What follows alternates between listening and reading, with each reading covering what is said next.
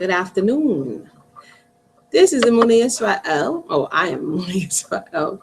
And this is the Left Project, the lunchtime edition. So for those who have just joined us, again, I'm tardy like 4 minutes trying to get it all in. But we started yesterday. We're going to do double time because today we're going to have another,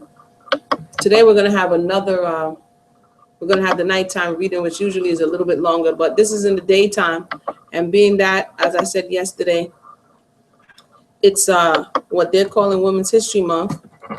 I think it's worthy, since women often job is tirelessly as, mother, wife, sister, daughter, neighbor. It just keeps going and going and going. So, hey, why can't we kick it up a little bit and read an extra few narratives? Hopefully for those who are joining us, who have been from us from the beginning, or those who may be just joining us right now, the whole purpose of this is to begin to collect some pieces of this puzzle that oftentimes is only put together to highlight whatever it is we want to highlight. And so in just getting the raw data, so to say, just without the fluff on it, you understand what I'm saying? The source information, so that we can draw our own conclusion and get a better understanding of what it is our foreparents have gone through. And specifically in this instance, the voice of female slaves, who oftentimes people seem to think that all slavery was the same for everybody, male, female, and children. Everybody, as we're learning, and we're reading right out of Weevils in the Wheat. Yesterday we read, and we're going to read today. Yesterday we read Mrs. Amarcia Adams.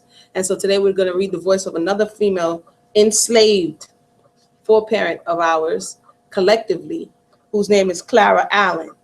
I was saying that this takes us out of the realm of, let me just tell you a quick story. Why people be like, man, your train of thought is wild. The reason is I'm like an artist by nature, right?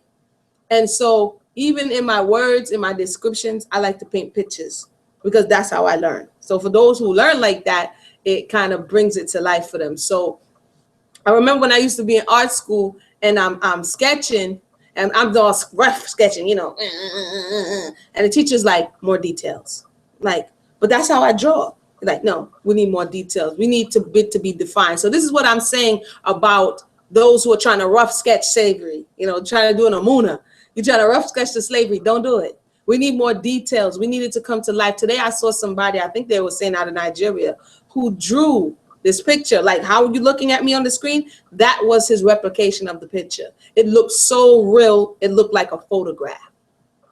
And so when we allow the words as they were written, and when we allow this raw data, not with any necessary objectives, not trying to get it in a movie or put it in a book or fit it in your story, because we got to understand with the creative process, like I said the other day, if you're getting all of your source information from movies, that's not very accurate, because at the end of the day, they want to paint a picture. But when we read just what it is the good, the bad, and the indifference. They have an angle. When you write a story, you have an angle. When you do a movie, you have an angle. When you do a TV show, it's an angle that you're looking at. And we kind of want to step back and get the broad view of what happened. So when we say stuff out of our mouth, we can be a little bit more informed instead of just, again, with these sweeping generalizations. So once again, I want to just thank you for joining me as I am going to do this lunchtime. If you don't get lunch at 1 o'clock, my bad. But whenever you do get lunch, you have like a little 30-minute. Although my daughter said, Mommy, yesterday, she says, this story was terrible. This story was horrible. And somebody might have been eating their lunch when you did that. And I'm like, okay, so maybe they watch it. Maybe eat your lunch first, per my daughter. You eat your lunch first, and then you listen to the story, because it might be a little bit disturbing. So Clara Allen is her name. She was born in 1859.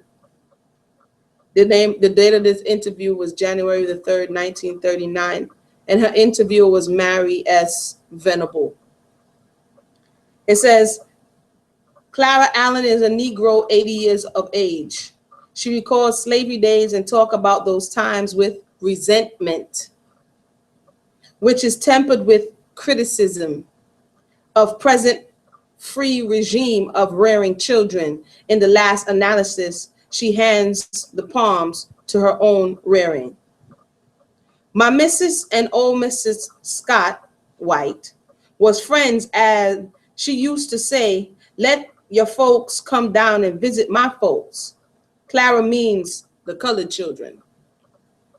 Your Betty is older than any of my folks, and I want her to talk to them. That meant she want Betty to tell us all we ought to know. Cause we girls is getting there grown up.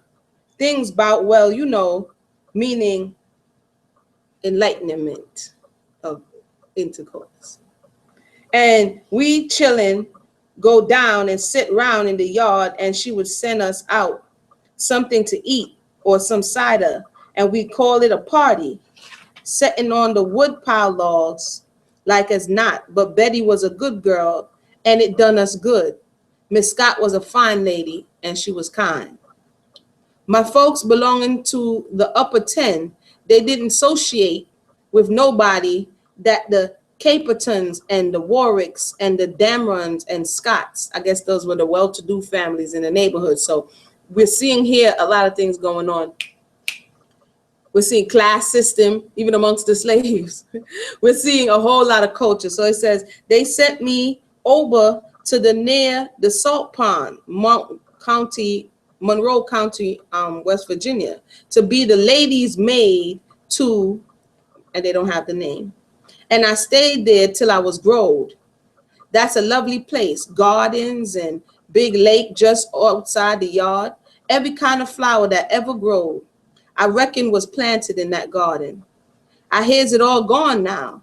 The young folks today ain't what the parents was, white nor black. And they think about is getting.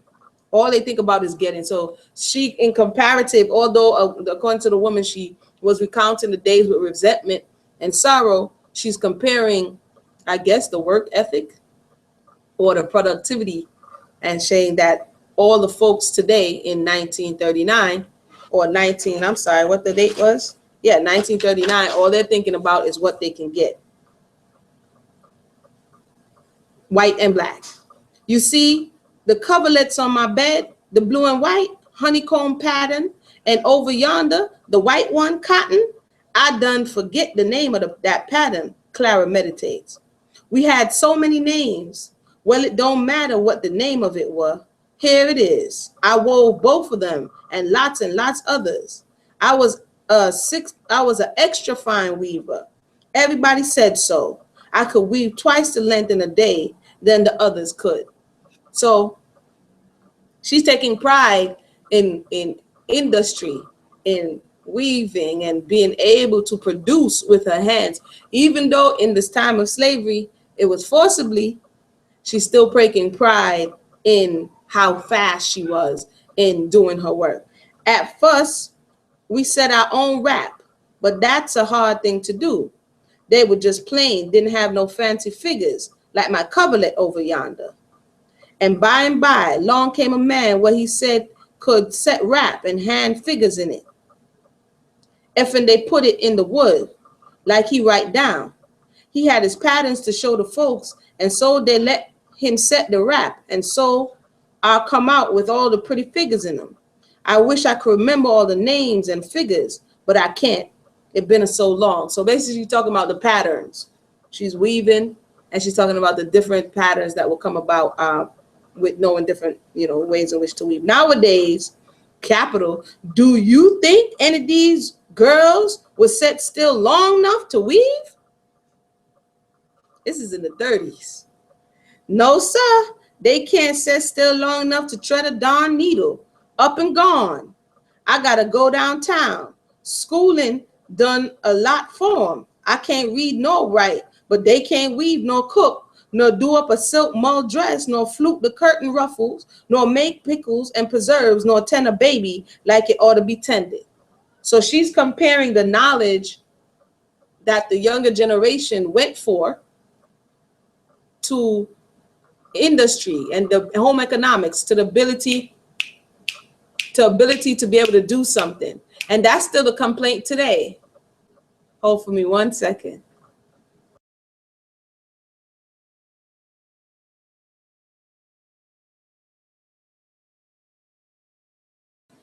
Thank you for your patience. And that's still the complaint today. She can't cook, she can't clean, she can't take care of children. And people like, I'm not in the house. I don't want to be in the house. Who said I have to? But this is part of the reason why we're in disrepair. Because we believe that our work was more important as a feminine principle outside. The work outside comes after you do your work inside. I know people might be throwing tomatoes at the screen right about now, but it's the truth. We had a conversation about this just this week. The first teacher of the children, male and female, is the mother. And in order to teach them, she has to be present. And she has to teach them not only in her words, but in her actions and what it is she does. So when you don't have to say, hey, come on, babies, I'm going to teach you how to cook. If they see you going in the kitchen cooking, children are naturally inquisitive. They will come and ask you, what are you doing? And then you have a perfect opportunity to teach them. So Mrs. Clara Allen is saying the women of that time, those coming up in the 30s, threw this away. They don't know nothing. That's not me. That's her saying it. If you don't believe me, look, I'm going to show you right here. That's her saying they don't know nothing. That's her right there. Okay. So she says, they don't know nothing. I could take the wool off the sheep's back and carry it through to cloth. I mean, she boasted. She's like, man, I could take the wool, share the wool, clean the wool, card the wool, spin the wool, and then make it into cloth. She says, wash it, card it, spin it, weave it, sew it into clothes. And she laughed. Wear it when I got a chance. That was a pretty good handicraft education, wasn't it? Suggests the white caller. With a rush, there appears to come floods of ancient hatred for somebody or the whole white race. So this is a European. I like this book because they tell you whether or not it's a European or not who's giving an interview. So this is a European. And when she just interrupt Clara Allen's whole speech, she's like, who gave you permission to talk? So the European woman says, with a rush, there appeared to come floods of ancient hatred for somebody or the whole right race. Clara's expression flashes a change of sentiment. When they slash, she corrects herself, colored folks got to be old and couldn't work much longer. Their masters would sell them to keep from burying them. It cost $10 to bury them. Either that to pay out or they make the coffin in the carpenter's shop on the plantation, and the master don't want to lose the time from others. Anyhow, soon as one get real old, you hear talk of selling them.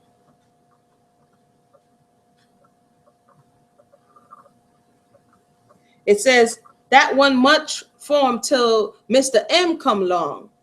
Again, there was independent cultures on different plantations.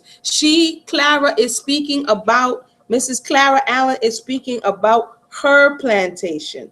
Her experience in everybody had these like small worlds that they lived in. So this was her world. She says, it wasn't much sale for him till Mr. M come along. He was from the north. He had a lot more sense than y'all. As you can tell, she's feisty or like feisty or sarcastic. Now that she could beef up with the European, she throwing words, kind of say, you know what I'm saying? He had a lot more sense than y'all. He ain't had no slaves till after he'd been here a year, but after that, he would buy up the old men that were sold in the prime for thousands of dollars. Blacksmith and men with a trade, and he'll put them to work. So basically, she's saying he went for the senior citizens or what were senior citizens early, and then because they already had this skill from a youth, he would use them. Sometimes he getting for $10 or $20 when their master show they about gone. For as work went, but Mr. M, he could keep them alive and working for years and years. He was smart because he come from the north. There was Crazy Tom when old Mr. D, Crazy Tom, all the folks say they feared of him, coming through the alley and singing and talking to himself and working his hands like he doing work. Sometimes one thing, sometimes another. And somebody make a complaint to the town that Crazy Tom ain't safe to have around. Mr. M buy Crazy Time for next to nothing and had him do the same work over and over till he useful. And when he come for the cows up the alley, he keeps quiet and nobody complains. Mr. M got a lot of work out of Crazy Time. He was a smart man. Was Mr. M lot smarter than you all? Again, I guess she's throwing this at the interviewer. It says, didn't Mr. M have to bury them when they died? Inquired the slaveholder's grandchild. Now at Clara's, she gave a laugh. Ha! That Mephistopheles?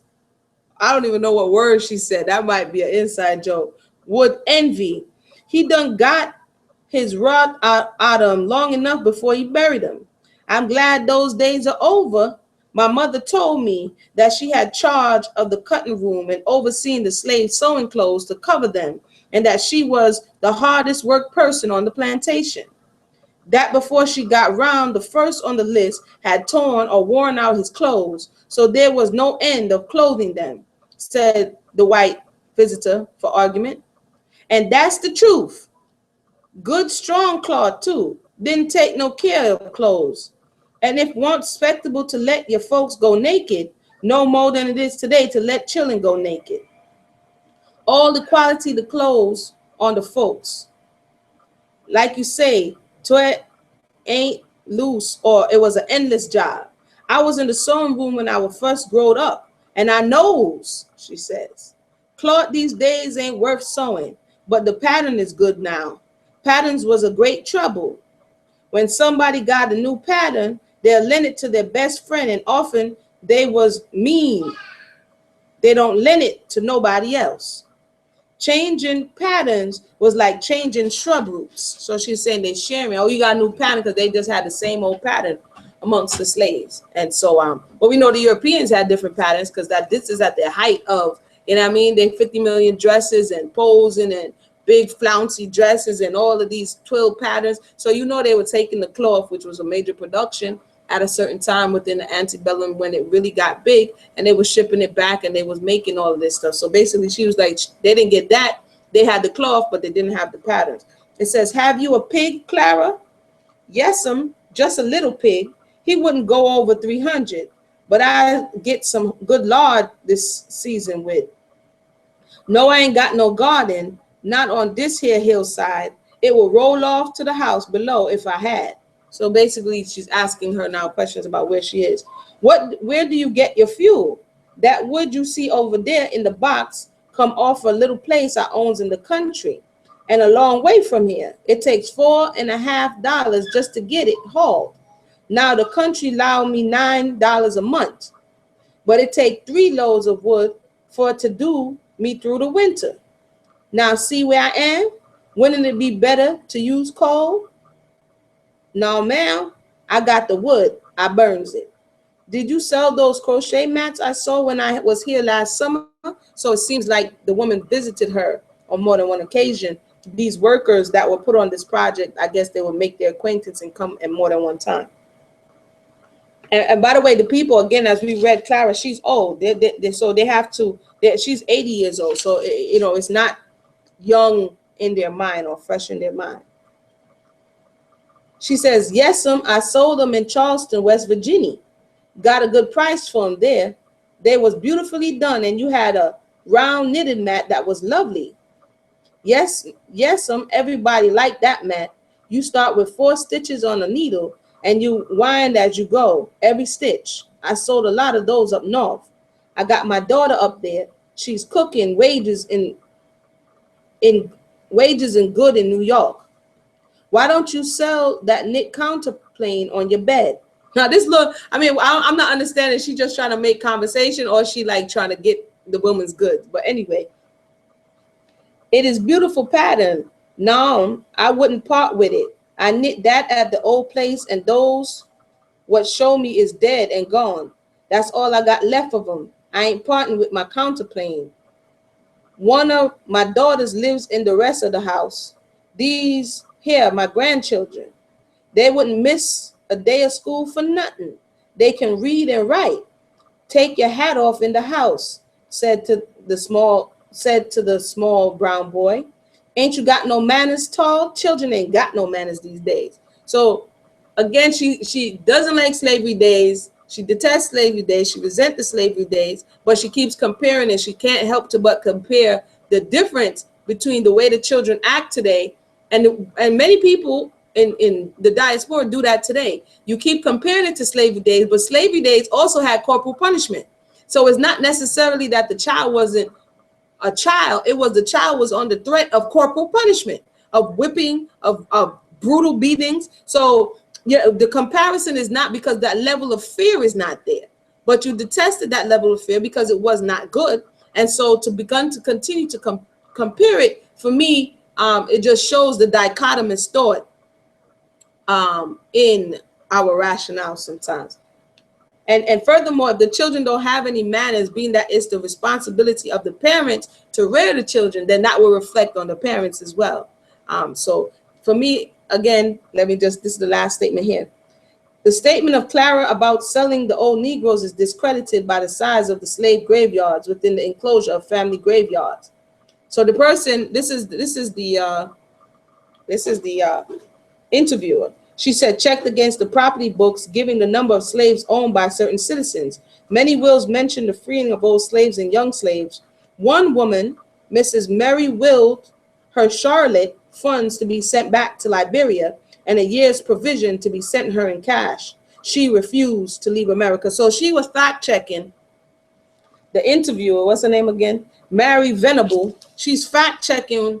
That's why I said it's not across the board. And it's not to say Sarah was lying. I mean, Miss Clara was lying. She could have experienced that. She could have heard, because slaves would change stories in between one another. This could have happened to somebody who should know. But the way that she did it, she said it generally. And so this European woman goes to fact check and said, no, they did have slave graveyards in the space. And that may not be accurate to the degree that Sarah or Clara was projecting. I'm sorry, Miss Clara. You understand? But I find this interesting. I'm going to read it again because case by case. That's all I got to say. It says, one woman, Miss Mary, willed her Charlotte, which would have been her slave, funds to be sent back to Liberia and a year's provision to be sent her in cash. She refused to leave America. There was, what she's talking about here is that there was a fund that after the freeing of slaves, it was like, what's it called again? It was like some American, something colonial. I think I remember it next time. But anywho, they were trying to set up an outpost in Liberia because the Europeans were wondering, you know, what we're going to do with these slaves. And so one of the things was the different counties were supposed to deposit their monies in this fund to fund the slaves to go back, or the ex-slaves to go back to Liberia. This is the reference that the woman is making. And I find it funny that she said that the woman died. Charlotte had an opportunity to go to Liberia and had an 1 year provision to be sent her in cash. This is as per the will.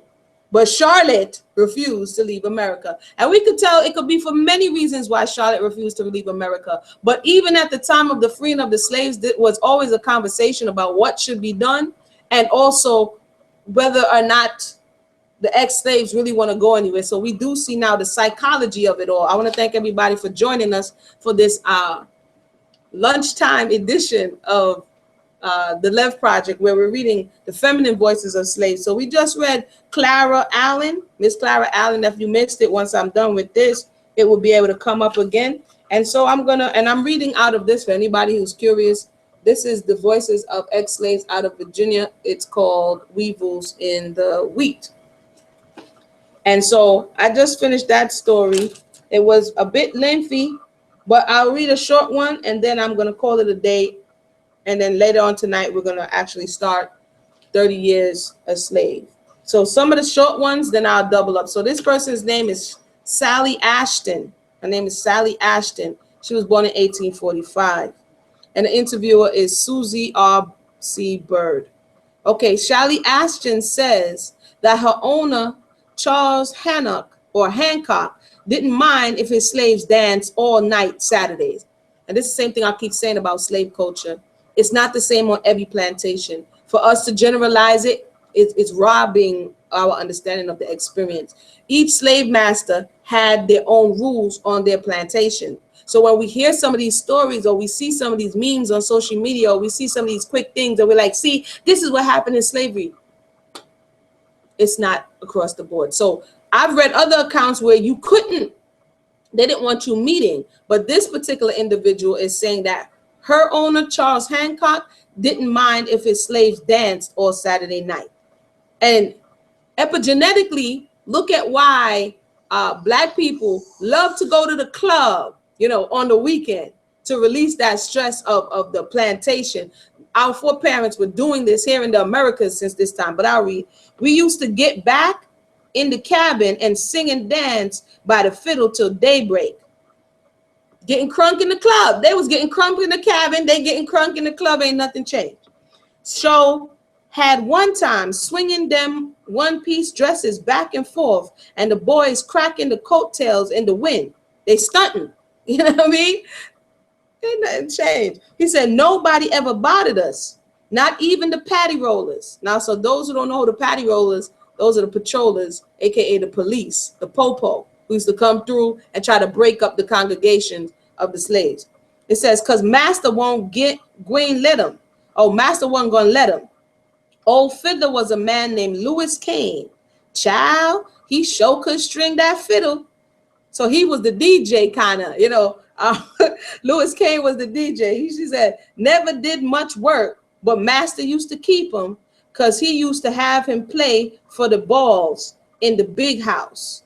The same way they use the entertainers today, the roles are still the same. You don't do much work, but they'll use you to entertain them. And this is what Lewis Kane was. It says here, master used to pay him too. We never did pay him because we ain't never had nothing. But he used to play and call the figures long as there was anyone on the floor. Child, when I was a girl, guess I'd rather dance than eat. So she is talking about slavery days. She's telling you she was younger at that time. She was born in 1845. So she was 20 years. 65 is when the Civil War. So she was 20 years old. So she would kind of remember a little bit more than some people who were younger.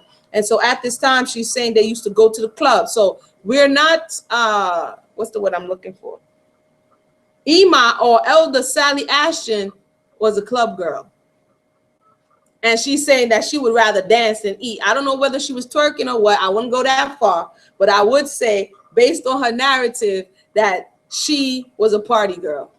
And so even though they were in this institution of slavery, even though you were forced to do certain things, this particular master was permissive in allowing them to engage in entertainment. And this is what she did. So for those who just joined us, that's my lunchtime edition for today. I know it's sweet because some of these, like I said, it's over 300 of them, but we're just going to go into the female narratives as it relates to Women's History Month and bring back some voice to our foreparents who went before us. So if you've missed it, once I'm finished this, you'll be able to hear from the beginning. And please join us tonight as we begin the reading of, oh, my mind keep going, Lewis Hughes, 30 Years in Chains.